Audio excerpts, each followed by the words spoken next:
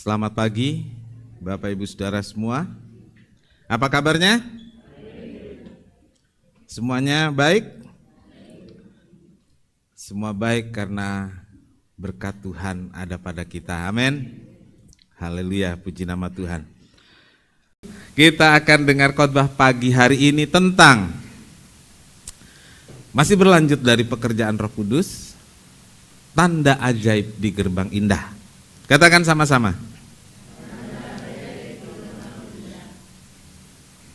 Kisah Para Rasul 3 ayat 10, kita akan sama-sama berdiri membaca ayat ini. Kisah Para Rasul 3 ayat 10.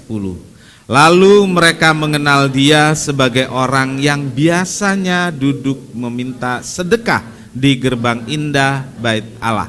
Sehingga mereka takjub dan tercengang tentang apa yang telah terjadi padanya. Amin. Silakan duduk. Berbahagialah setiap orang yang telah membaca, mendengar, dan melakukan firman Tuhan. Tuhan Yesus memberkati. Bapak Ibu Saudara, kalimat terakhir atau pembacaan ayat ini tidak menjelaskan, ya, tidak menjelaskan tentang apa yang terjadi, siapa yang mengalaminya. Ayat ini hanya mengatakan lalu mereka orang-orang yang ada di situ mengenal orang ini. Nah ini saudaraku, mereka mengenal orang ini sebagai orang yang biasanya duduk minta-minta. Mereka takjub dan tercengang tentang apa yang telah terjadi padanya. Saudaraku, sampai di sini saudara tahu cerita tentang apa yang diceritakan? Paham? Saudaraku, saudara bertanya-tanya, saudara nanya, nanti dijelaskan baru tahu gitu ya. Saudaraku, saya ambil ini saudaraku, mereka tercengang. Apa yang terjadi? Seperti apa kejadiannya? Saudaraku, setelah peristiwa yang luar biasa di Yerusalem, ketika murid-murid dipenuhi Roh Kudus, mereka punya keberanian untuk memberitakan kabar baik, untuk memberitakan kabar tentang Kristus, untuk memberitakan Injil dan kuasanya yang dahsyat. Keberanian tersebut datang dari kuasa yang dijanjikan, kuasa dari tempat yang maha tinggi, yaitu Roh Kudus. Sehingga Bapak Ibu Saudara, tanpa rasa takut, murid-murid bersaksi pada setiap kesempatan. Murid-murid bersaksi dimanapun dan kapanpun. Hati mereka membara dan semangat mereka begitu luar biasa. Bahkan ketika berada di bait Allah. Iya. Bait Allah orang Yahudi. Mereka tetap bersaksi tentang Yesus. Saudaraku, mungkin saudara berkata, ya beranilah di bait Allah. Pak Irfan aja berani, ini kan bait Allah, gereja. Nanti saudara akan lihat bedanya. Bait Allah orang Yahudi. Saya jelaskan begitu tadi ya. Bait Allah orang Yahudi. Sementara ini adalah murid-murid Yesus. Yang pertama saudaraku, saya akan menjelaskan tentang rasul-rasul beribadah di bait Allah, gitu ya. Orang Kristen beribadah di gereja. Pelajaran SD kelas berapa itu kalau kita lihat, orang Kristen beribadah di gereja, orang Muslim di masjid, orang Buddha di ada itu ya, ada pelajarannya. Nah, jadi kita akan membedakan ini, ya. Kenapa rasul-rasul beribadah di tempat ibadah orang Yahudi? Ya, ini poin pertama. Murid Yesus adalah orang Yahudi. Mereka, garis bawahi ini saudaraku, mereka adalah orang-orang yang juga menganut agama orang Yahudi yang disebut Yudaisme. Ya. Murid-murid adalah orang yang taat beribadah. Jadi karena mereka taat beribadah, tahu hukum-hukum Taurat, tahu janji-janji dalam perjanjian lama, itulah yang membuat mereka dipanggil, dipilih. Ingat ketika Nathanael dipanggil, Nathanael bilang apa saudaraku? Adakah yang baik datang dari Nazaret? Jadi Nathanael ini tahu tentang hukum-hukum sejarah di perjanjian lama. Gak ada yang baik datang dari Nazaret. Dia agak keberatan untuk ikut Yesus. Tetapi kemudian dia mengikut Yesus. Artinya saudaraku, murid-murid adalah orang yang taat beribadah di agama Yudaisme. Yang kemudian menjadi pengikut Kristus, taat beribadah sesuai dengan syariat yang Tuhan Yesus berikan. Nah, Papa saya bilang begini, kalau seorang itu di agama awalnya rajin, taat, setia, di agamanya yang baru, di agama Kristen, dia akan rajin dan setia. Kalau di agama lamanya dia tidak setia, tidak rajin, di agamanya yang baru sama saja. Ya, saudaraku. Dan kemudian setelah saya jadi hamba Tuhan, saya amati, ternyata benar, saudaraku. Ternyata benar. Kalau dari agamanya yang lama itu nggak rajin, di agama Kristen ya nggak rajin. Kalau di agama lamanya dia tahu hukum-hukumnya, dia rajin ibadah, dia taati aturan-aturan agamanya, menjadi Kristen, dia akan seperti itu juga. Gitu. Lalu saya amati lagi, kan ada orang yang pindah gereja karena ini dan itu. Gitu. Kalau di gereja awalnya dia rajin, dia pindah juga pasti rajin. Kalau di gereja awalnya dia males-malesan, pindah kemanapun, bahkan sampai pindah agama pun, tidak akan rajin. Jadi rajin dimulai dari diri sendiri. Dari diri sendiri. Murid-murid ini rajin. Rajin beribadah, itu sebabnya mereka kemudian juga tetap beribadah dengan rajin, dengan setia. Dia lihat, Yesus juga ibadah. Kan gitu ya? Yesus beribadah enggak? Umur 12 tahun nanti kita baca ayat itu, dia beribadah. Dan Yesus secara rutin juga beribadah. Murid-murid juga mengikuti. Bahkan ketika Yesus sudah naik ke sorga, murid-murid tetap beribadah. Nah saudaraku, kenapa murid-murid tetap beribadah di bait Allah? Kan gitu ya. Loh, dia kan orang pengikut Kristus, kenapa tetap beribadah di bait Allah? Saudara perhatikan ini, karena pada waktu itu pengikut-pengikut Kristus belum menjadi satu komunitas agama.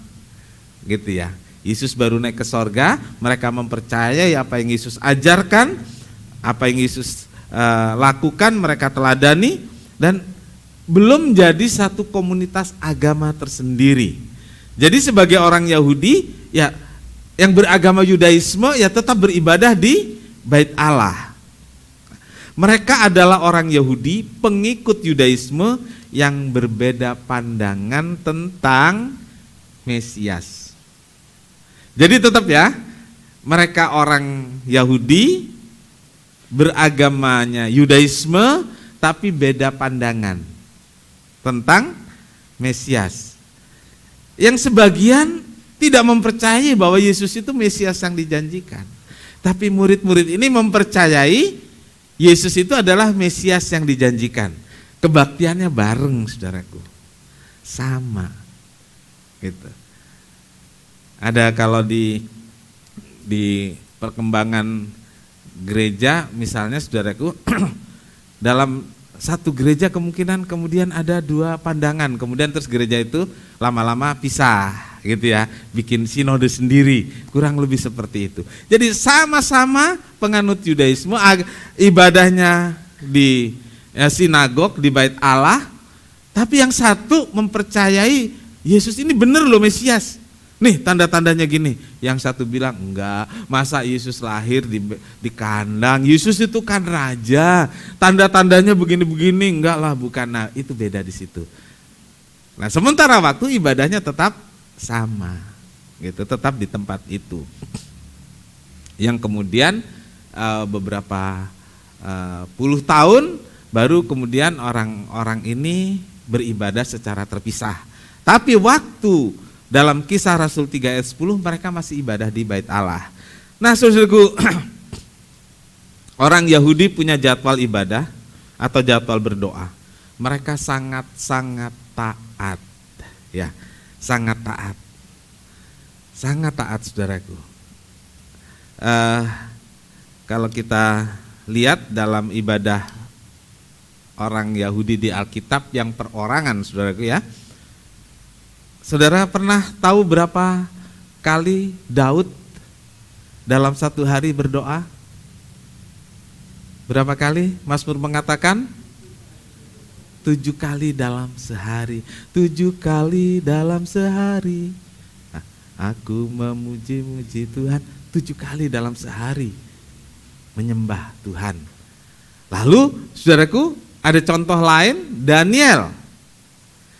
Daniel di negeri asing yang melarang orang Yahudi untuk berdoa, menyembah Tuhan secara sembunyi-sembunyi.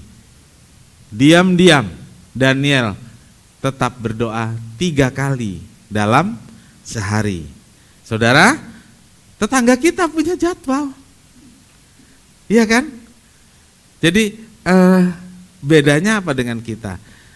Kristen itu menyebar di satu daerah, mengadopsi kondisi setempat, menyesuaikan dan membuatnya menjadi kegiatan-kegiatan gereja.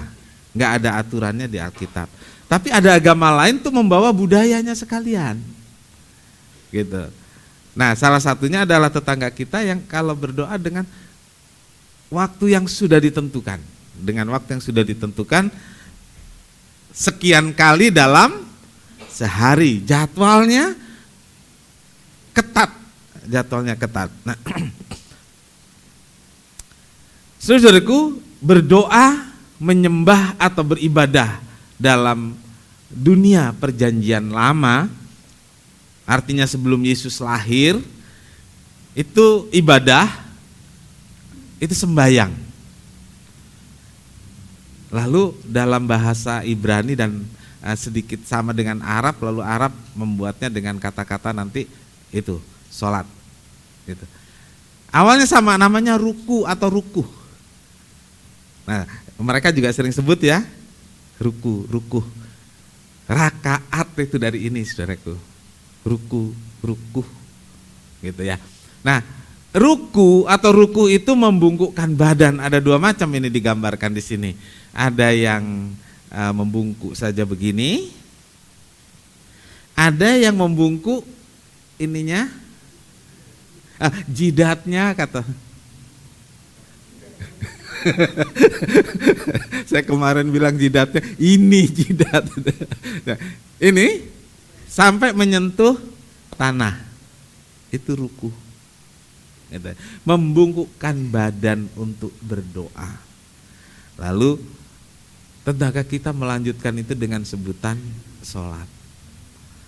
Jadi saudaraku, sebenarnya akar budayanya itu sama, ya, sama.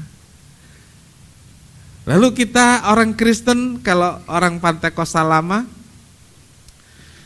dulu kalau berdoa bagaimana? Berlutut, betul nggak? Siapa yang pernah berdoa dengan berlutut? Angkat tangan. Berdoa berlutut, tinggi-tinggi, jangan setengah tiang. Nah, ternyata masih banyak yang mengalami itu ya. Jadi berlutut. Saudaraku, mengapa ada jadwal rutin? Supaya kita punya disiplin waktu. Supaya punya apa, saudaraku? Disiplin waktu. Mereka tuh kalau sudah ada bunyi gitu, saudara ya, apapun ditinggalkan. Ya. Ada jadwal supaya kita bisa mengatur waktu, mengesampingkan yang kurang penting untuk yang lebih penting. Hari ini, pagi ini, saya yakin saudara sudah mengesampingkan yang penting untuk hal yang lebih penting, yaitu melaksanakan rukuh, melaksanakan doa, melaksanakan ibadah. Gitu. Dan ini terjadi kan secara rutin. Ya, hari Rabu juga begitu. Terjadi secara rutin. Memang benar. Ketika kita melakukan sesuatu secara rutin akan jadi rutinitas. Betul? Jadi rutinitas, jadi kebiasaan. Tapi saya mau bilang, tetapi kalau kebiasaan itu adalah kebiasaan yang baik, kenapa tidak?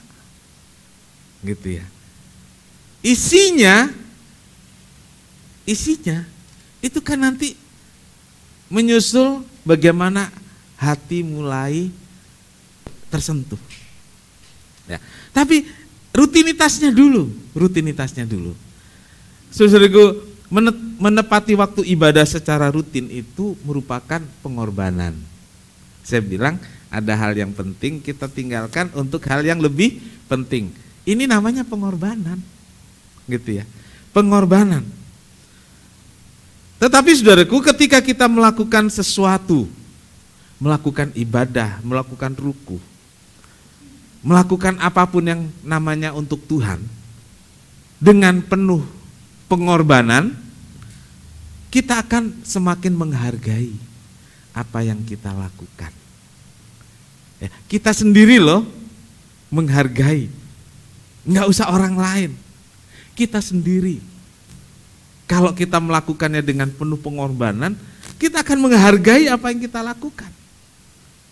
Kita akan menyukai apa yang kita lakukan.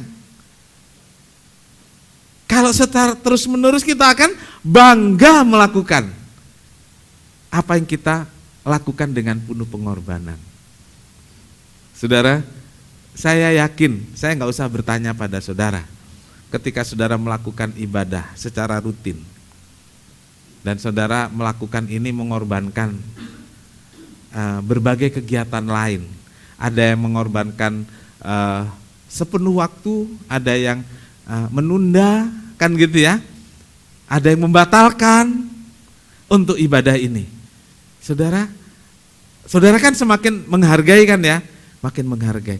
Dan saya katakan tadi, nggak usah saya tanya, saudara pasti bangga dengan ibadah saudara. Saudara nggak akan malu, enggak. Saudara ketika ditanya, oh kok nggak datang, oh kok terlambat, acaranya sudah dimulai, oh saya tadi ibadah dulu, betul nggak? Saudara berani ngomong gitu nggak? Betul? Kenapa saudara berani? Karena saudara menghargai waktu yang saudara berikan untuk ibadah. Saudara bangga, nggak malu gitu loh, gitu, nggak malu. Beda dengan saudara terlambat, ditanya orang, saudara nggak datang, waktu berikutnya ditanya orang, loh kenapa nggak datang? Masa mau ngomong sakit perut ya? Nggak enak juga, tapi itu alasan yang tepat. Tapi kan saudara ngomongnya malu-malu ya, malu-malu. Tapi kalau kenapa nggak datang atau kenapa terlambat? Saya tadi ibadah dulu dengan rasa percaya diri, dengan penuh kebanggaan. Kenapa? Karena kita sudah melakukan ini dengan penuh pengorbanan. Gitu. Jadi saudaraku, menempati waktu secara rutin itu pengorbanan. Semakin kita lakukan, semakin kita menghargai dan kita punya kebanggaan. Disinilah saudaraku, membuat kita makin bersungguh-sungguh. Makin bersungguh-sungguh beribadah, makin dengan sepenuh hati kita beribadah, sehingga kita tahu ibadah yang kita lakukan itu semakin punya nilai, punya value yang tinggi, saudara. Lukas 4 ayat 16. Ia datang ke Nazaret, tempat ia dibesarkan, dan menurut kebiasaannya pada hari Sabat ia masuk ke rumah ibadat, lalu berdiri hendak membaca Alkitab. Ayat ini berbicara tentang Yesus. Ya, secara rutin, ya, Yesus beribadah di Bait Allah, bahkan sejak kecil. Sejak umur berapa Alkitab mencatat Tuhan Yesus beribadah, dibawa ke rumah ibadah? Ya, sejak umur berapa? Anda salah. Umur 8 hari. Ya kan? Alkitab bilang umur berapa? 8 hari dia dibawa ke Bait Allah. Iya.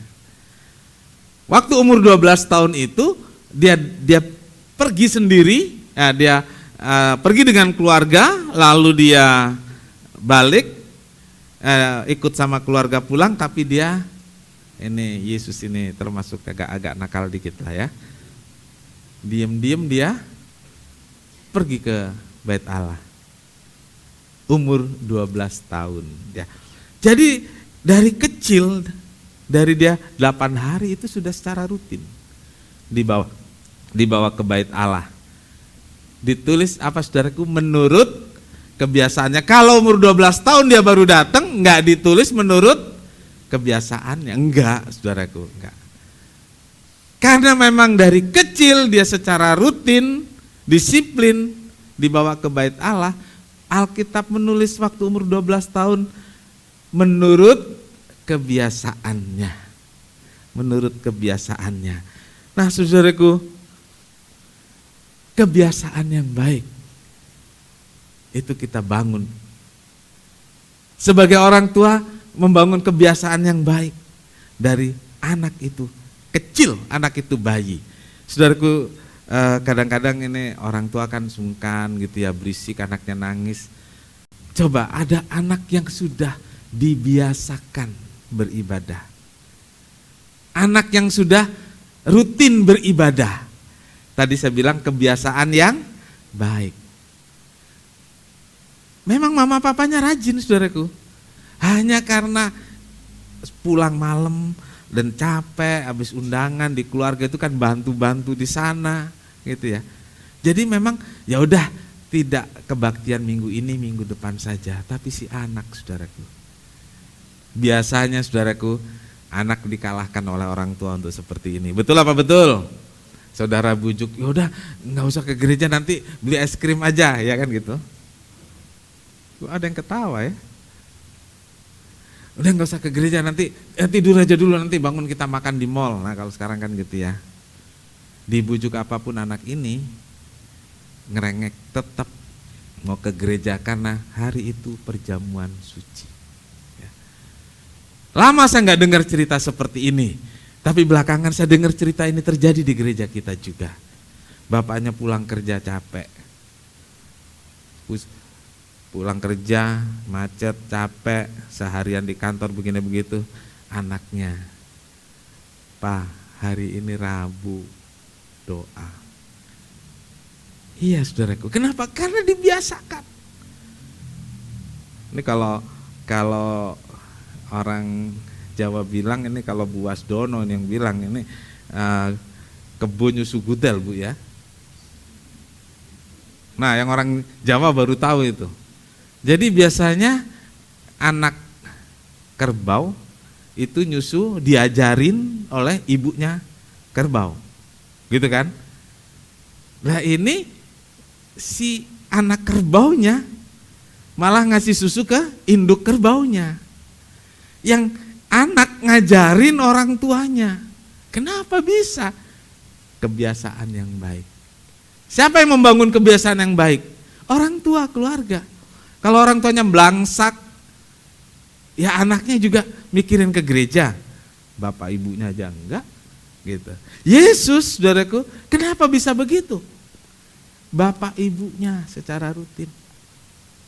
Bapak ibunya pulang, Yesus masih pengen ke gereja. Ada saudara-saudara yang bercerita tentang hal seperti ini. Hati saya sebagai gembala rasanya bahagia banget saudaraku, senang banget ya. Ini contoh bagaimana kebiasaan yang baik membuat hal-hal yang baik itu terus berjalan. 1 Timotius 4 ayat 8. 1 Timotius 4 ayat 8. Latihan badani terbatas gunanya, tetapi ibadah itu berguna dalam segala hal karena mengandung janji baik untuk hidup ini maupun untuk hidup yang akan datang. Amin. Latihan badani terbatas gunanya. Ya, latihan badani itu apa saudaraku? Olahraga. Iya, sekarang anak-anak muda lagi semangat-semangatnya berolahraga. Dan saudaraku, menyemangatinya, saya ikutan juga gitu. Saya ikutan juga. Hanya kemarin saya nggak ikutan karena kurang sehat. Nah, latihan badani, olahraga itu membuat badan sehat jika dilakukan secara rutin. Kalau nggak rutin membuat badan pegal-pegal, betul ya Pak Hibo ya? Jadi kalau rutin bikin sehat, kalau nggak rutin bikin pegel, saudaraku. Ya, demikian juga agar sehat rohani kita. Ya, agar kehidupan rohani kita sehat, ya lakukanlah ibadah secara rutin. Lakukanlah ibadah dengan rajin. Bahkan kalau ibadah ini, saudaraku, dia akan bermanfaat untuk hidup yang akan datang. Jadi saudaraku, kalau kita ibadah, bergunanya bukan untuk sekarang saja, tapi untuk sampai yang akan datang. Puji Tuhan. Bapak Ibu Saudara, hari ini kita mendengar tentang bagaimana murid-murid beribadah. Dan dalam ibadah itu murid-murid juga mengalami pertentangan karena dia beribadahnya di rumah ibadah orang Yahudi. Saya masuk ke poin 2, ya sedikit lagi. Tentang persoalan dan kebutuhan hidup. Jadi saudaraku, murid-murid datang ke rumah ibadah. Di sana dia bertemu di pintu gerbang dengan orang yang lumpuh. Nah, itu saudaraku. Yang orang lumpuh ini kemudian mendapat kesembuhan secara ajaib yang tadi kita baca di ayat 10. Mereka tercengang tentang apa yang terjadi padanya. Jadi si orang lumpuh ini sembuh. Ya. Sembuh dan membuat orang-orang heran. Nah, tentang si lumpuh ini, saudaraku, dia punya persoalan dan kebutuhan hidup. Ketika Petrus dan Yohanes akan beribadah di Bait Allah, di gerbang indah ada seorang yang lumpuh. Dan memang setiap hari orang lumpuh ini digotong, dibawa oleh keluarganya, ditaruh di pintu gerbang dan meletakkannya di sana, saudaraku. Dan di tempat tersebut orang ini minta sedekah. Iya, saudara-saudaraku, di beberapa tempat ibadah itu ada yang meminta-minta ya. Di sini juga pernah ya. Di sini pernah dan ada di masjid, dan saya kalau di Pasar Lama itu ada Pasar Lama apa namanya ya, yang wihara ya, wihara juga ada gitu. Ternyata saudaraku dari zaman dulu ya, ini kan cerita 2000 tahun lalu, ternyata tempat ibadah itu jadi tempat begitu juga sampai sekarang ada ya. Jadi begini, sekarang ada karena dari dulu sudah ada gitu. Soalnya orang yang beribadah itu dekat dengan Tuhan, murah hati katanya gitu ya. Nah, saudara-saudaraku, sama seperti orang lumpuh ini, setiap kita juga punya permasalahan hidup. Ya, selalu ada saja masalah dan kebutuhan hidup. Jadi persoalan hidup dan kebutuhan hidup. Ini sesuatu yang selalu ada, berjalan bersama dengan jalannya hidup saya dan hidup saudara. Dan ternyata saudaraku, orang ini benar-benar lumpuh sejak lahir. Ya, ada yang lumpuh bukan sejak lahir ya, ada yang lumpuh karena kecelakaan, ada yang lumpuh karena sakit, tapi ini sejak lahir ya. Kemudian tidak bisa bekerja dan hidupnya hanya bergantung kepada belas kasihan, pada bantuan orang lain. Usaha keluarga untuk mendapat kesembuhan sudah maksimal, tetapi hasilnya nihil. Jalan keluar yang ditempuh adalah ya taruh di depan Bait Allah, mengemis. Gitu. Mengemis. Yang terjadi pada orang lumpuh ini sebenarnya terjadi juga pada banyak orang, termasuk orang Kristen. Ya, terjadi persoalan dan kebutuhan hidup dan tidak bisa mengatasinya. nggak bisa dapatkan jalan keluar. Sama seperti sekarang, saudaraku. Semua orang punya persoalan dan kebutuhan hidup. Nah, untuk itu orang masing-masing punya cara, punya jalan keluar untuk mengatasinya. Ada yang langsung menemukannya, ada yang belum menemukannya. Seperti saudara hadir pada hari ini, semua punya persoalan dan kebutuhan hidup.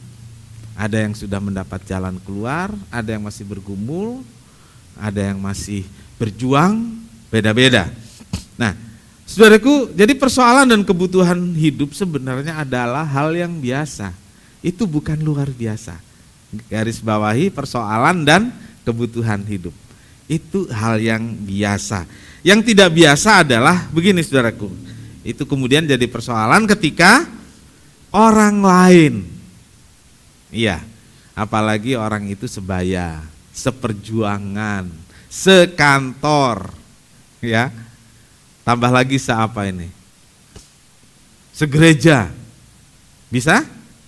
Bisa, karena itu lingkungan namanya ya, segereja, sebaya, sekantor, selingkungan, kan bisa ya. Nah, ketika orang-orang itu memiliki sesuatu yang lebih, memiliki sesuatu yang lebih, atau kelihatan hidupnya lebih nikmat. Nah, lalu apa yang terjadi, saudaraku? Dan saya pikir ini bukan soal iri hati, enggak, ya. Ini bukan soal iri hati, ini berbeda dengan iri hati. Ketika dia melihat, dia enggak iri, tapi keadaan orang itu mengintimidasi dirinya. Ini bukan iri, saudaraku. Kalau iri itu kepengen yang dia punya, itu iri. Jadi saudara harus ngerti iri ya. Jangan dikit-dikit dibilang iri. Iri itu saya punya. Ini, saudara lihat. Saudara kepengen yang saya punya, itu iri.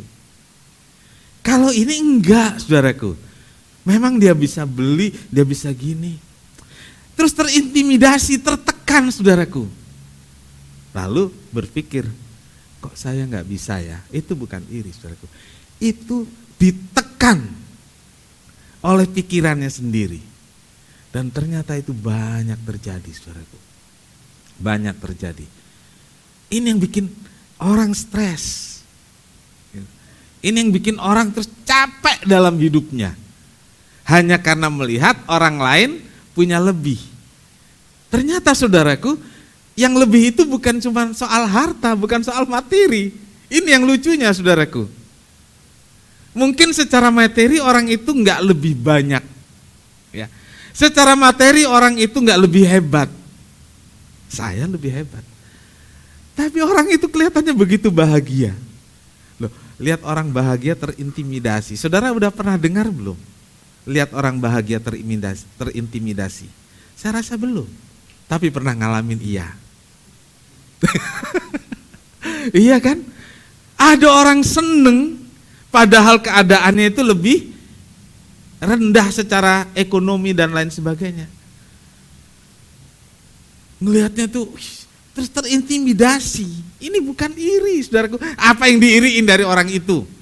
Ya, rumahnya lebih jelek, hartanya lebih sedikit, pendidikannya lebih rendah misalnya gitu ya. Hanya ngelihat orang bahagia itu bahasa sekarang apa sih ya? Nggak seneng lihat orang, nggak seneng lihat orang seneng, gitu ya. Itu kan bahasa ungkapan umum ya. Nah, saya kasih tahu saudara, kenapa ada orang yang nggak seneng lihat orang seneng? Terintimidasi. Padahal yang seneng itu belum tentu keadaannya serba lebih. Nah, ini jadi persoalan hidup. Jadi persoalan diri. Ini jadi masalah tersendiri. Belum nanti kalau lihat materinya. Lalu kita masukkan berbagai keinginan itu menjadi kebutuhan. Ini yang salah lagi, saudaraku. Nah, saudaraku, dari semua persoalan itu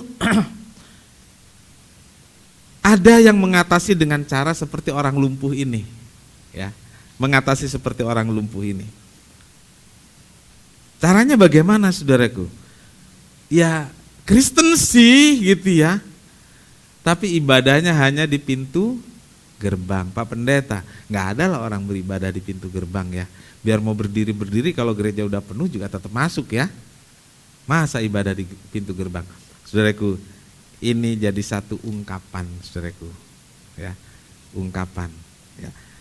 Ibadah di pintu gerbang. Ya, ibadah di pintu gerbang. Jadi jangan sampai saudara, walaupun saudara ada di ruangan, tapi ibadah saudara sebenarnya tidak masuk benar-benar. Nggak masuk benar-benar. Yang lumpuh tetap lumpuh. Karena nggak masuk ke dalam ruangan ruangan kudus. Nggak masuk ke dalam. Nggak mau taat. Nggak mau mematuhi syariat-syariat agama, gitu ya, nggak mau mematuhi firman Tuhan. Yang di pintu gerbang, ya tetap lumpuh, saudaraku. Bertahun-tahun, rohaninya akan tetap lumpuh, nggak bisa bertumbuh. Jadi Bapak Ibu Saudara, yang di pintu gerbang itu nggak pernah mengalami pemulihan. Nggak pernah mengalami kesembuhan sampai dia bertemu dengan Yesus. Dan Yesus itu diperkenalkan pada orang lumpuh ini oleh Petrus. Kiranya Tuhan menolong kita semua pada hari ini. Minggu depan kita lanjut sesi 2-nya dari tentang mujizat di pintu gerbang. Marilah saudaraku, jangan ada di pintu gerbang saja. Bawalah persoalanmu, masalahmu ke dalam. Serahkan pada Tuhan Yesus. Dia akan menolong kita.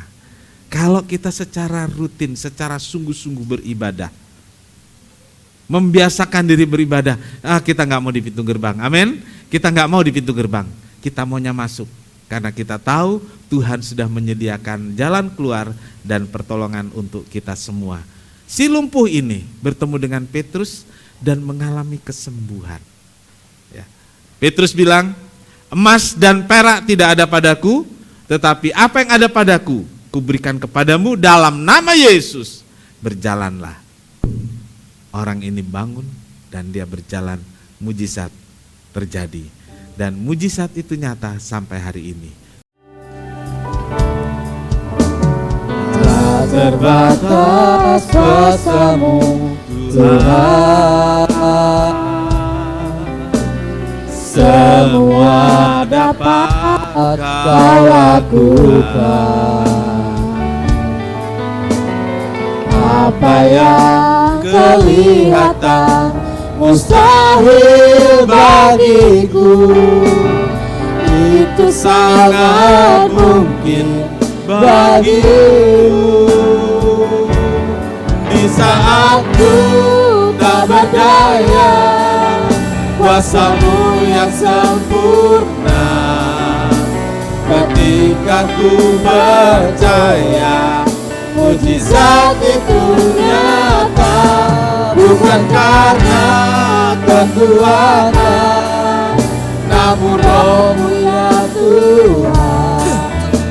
Ketika ku berdoa, mujizat itu nyata. Di saat ku tak berdaya, Di saat ku tak berdaya, kuasa-Mu amin. yang sempurna. Haleluya. Ketika ku percaya, mujizat itu nyata. Bukan karena kekuatan, namun Roh-Mu ya Tuhan. Ketika ku berdoa, mujizat itu nyata. Ketika ku berdoa, Ketika ku berdoa, ketika ku percaya, ketika ku percaya, ketika ku berserah, aku berserah, mujizat itu nyata. haleluya. Haleluya.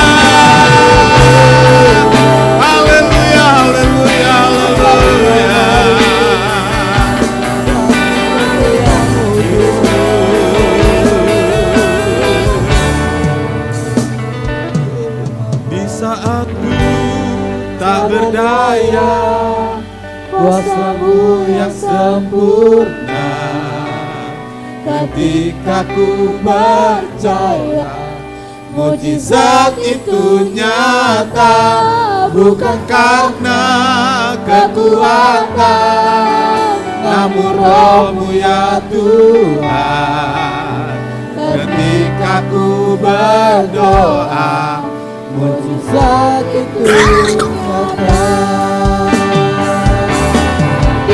Aku tak berdaya, kuasa-Mu yang sempurna, ketika ku berdoa, mujizat itu nyata, bukan karena kekuatan, namun Roh-Mu ya Tuhan. Ketika ku berdoa, mujizat itu ketika ku berdoa, ketika ku percaya, ketika ku berserah, mujizat itu nyata.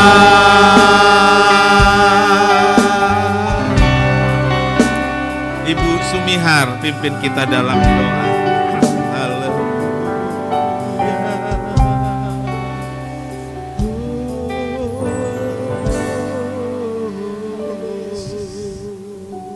Bapa di dalam surga, Bapa yang kami sembah di dalam nama Yesus Kristus, Allah kami yang hidup, Allah yang ajaib, Allah yang penuh kasih. Terima kasih Tuhan buat kebenaran firman-Mu pagi hari ini.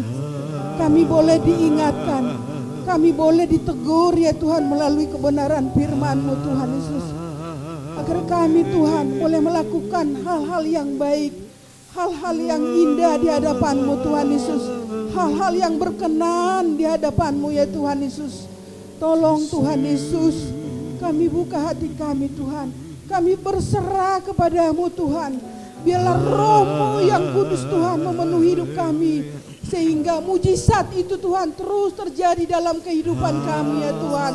Seperti orang lumpuh Tuhan boleh merasakan keajaiban di pintu gerbang, dan kami boleh merasakan juga Tuhan keajaiban Tuhan dalam setiap ibadah kami Tuhan. Kami boleh melakukan rutinitas kami dengan hal-hal yang baik, boleh melakukan hal-hal yang indah di hadapan-Mu Tuhan, hal-hal yang memuliakan Engkau ya Tuhan Yesus. Terima kasih Tuhan buat kebenaran firman-Mu Tuhan. Kami tidak mampu Tuhan, tapi kami percaya Tuhan Yesus, dengan pertolongan Roh-Mu yang suci, Roh-Mu yang kudus, kami boleh melakukannya. Terima kasih Tuhan Yesus, terima kasih Tuhan. Tuhan berkati Bapak Gembala kami yang sudah melayani kami pagi hari ini Tuhan. Berkati kesehatan beliau ya Tuhan, berkati setiap aktivitasnya Tuhan, terlebih dalam pelayanannya.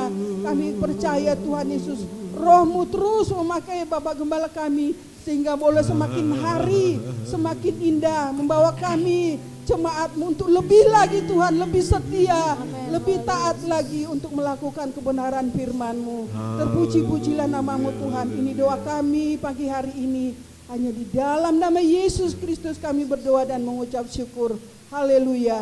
Terima kasih Bapa di sorga untuk segala kebaikan Tuhan dan berkat Tuhan dalam ibadah pagi hari ini.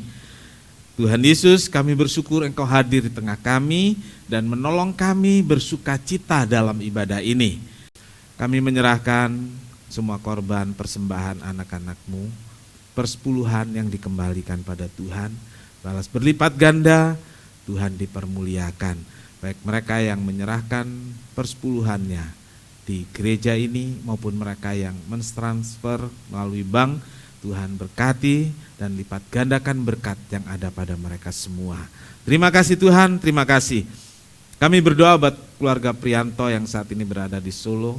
Tuhan Yesus menghiburkan, menguatkan mereka di tengah-tengah kedukaannya dan pimpin kembali pulang dengan selamat dalam penyertaan Tuhan. Terima kasih, segala puji bagi Tuhan. Saudara yang kekasih, Tuhan memberkati engkau dan melindungi engkau. Tuhan menyinari engkau dengan wajah-Nya dan memberi engkau kasih karunia. Tuhan menghadapkan wajah-Nya kepadamu dan memberi engkau damai sejahtera. Saudara yang kekasih, terimalah berkat dan damai sejahtera dari Allah Bapa, kasih karunia dari Tuhan Yesus, serta persekutuan Roh Kudus menyertai kita semua sekarang sampai selamanya. Doa kami alaskan di dalam satu nama, yaitu di dalam nama Tuhan Yesus Kristus Juru Selamat dan Penebus kami berdoa. Bapa kami yang di surga, dikuduskanlah nama-Mu, datanglah kerajaan-Mu, jadilah kehendak-Mu di bumi seperti di surga. Berikanlah kami pada hari ini makanan kami yang secukupnya, dan ampunilah kami akan kesalahan kami, seperti kami juga mengampuni orang yang bersalah kepada kami. Dan janganlah membawa kami ke dalam pencobaan, tetapi lepaskanlah kami daripada yang jahat. Karena Engkaulah yang punya kerajaan dan kuasa dan kemuliaan sampai selama-lamanya. Amin.